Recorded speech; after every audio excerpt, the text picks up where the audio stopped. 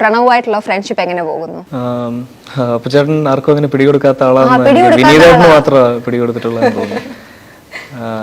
അങ്ങനെ എനിക്കറിയില്ല, ചോദിച്ചിട്ടില്ലേ എന്താണ് ഇങ്ങനെ പിടി തരാതെ നടക്കുന്നതെന്ന് ചോദിച്ചിട്ടില്ലേ? ഇല്ല, ഞാൻ പൊതുവെ അങ്ങനെ അവരുടെ ബൗണ്ടറീസിലോട്ട് ഞാൻ അങ്ങനെ സ്റ്റെപ്പ് ഇൻ ചെയ്യില്ല.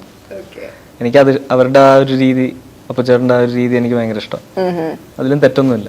അതെ, ലാൽ സാർ പറഞ്ഞല്ലോ, അദ്ദേഹത്തിന് ഫോളോ ചെയ്യാൻ പറ്റാത്ത ഒരു ലൈഫാണ് മകൻ ലീഡ് ചെയ്യുന്നത്, അതിൽ അദ്ദേഹത്തിന് വരെ സന്തോഷമാണെന്നല്ലേ പറയുന്നത്. അപ്പം അങ്ങനെ നിങ്ങളുടെ ആ ഒരു എക്സ്പീരിയൻസ് എങ്ങനെ ഉണ്ടായിരുന്നു? ഒരുമിച്ചുള്ള ആക്ടിങ്ങും ആ ഒരു ലൊക്കേഷൻ സെറ്റും എല്ലാം എങ്ങനെ ഉണ്ടായിരുന്നു? ഞങ്ങൾ രണ്ടാളും നല്ല സ്ട്രെസ്ഡ് ഔട്ടായിരുന്നു. എങ്ങനെ ഡെലിവർ ചെയ്യണം എന്നുള്ള ആ ഒരു ബുദ്ധിമുട്ടുണ്ടായിരുന്നു. എനിക്ക് ഇദ്ദേഹത്തിൻ്റെ അടുത്ത് നിൽക്കുന്നതിൻ്റെ ബുദ്ധിമുട്ടും അപ്പുചേട്ടന് ഈ സെറ്റ് എങ്ങനെ വർക്ക് ചെയ്യുന്നതിൻ്റെ ആ ഒരു ബുദ്ധിമുട്ടിലാണ് ഞങ്ങൾ മീറ്റ് ചെയ്തത്. പക്ഷെ നല്ല എക്സ്പീരിയൻസ് ആയിരുന്നു. 3 days ഉണ്ടായിരുന്നുള്ളൂ വർക്ക്.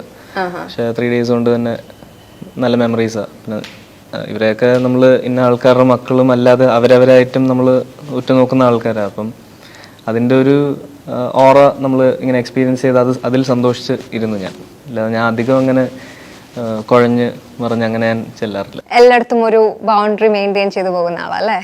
എനിക്കറിയില്ല അവരുടെ ബൗണ്ടറി എവിടെയാ സ്റ്റാർട്ട് ചെയ്യുന്നതെന്ന് എനിക്കറിയില്ല. അതുകൊണ്ട് ഞാൻ അതിൽ നിന്ന് ഒരു 5 പടിയും കൂടി ഇപ്പുറത്തേ ഞാൻ നിൽക്കത്തുള്ളൂ. ഓക്കെ. സോഷ്യൽ മീഡിയയിൽ ആക്റ്റീവ് ആണോ? അത്രയ്ക്കല്ല.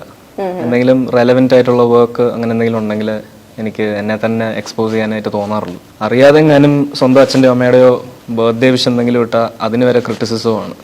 അപ്പോൾ പിന്നെ അതും കൂടി കുറയ്ക്കാമെന്ന് വിചാരിച്ചു. പ്രൈവറ്റ് ആയിട്ട് വേറെ അക്കൗണ്ട് ഉണ്ടോ, ഒഫീഷ്യൽ അല്ലാതെ? പേഴ്സണൽ അക്കൗണ്ട് എനിക്ക് ആദ്യമേ ഉണ്ടായിരുന്നത്.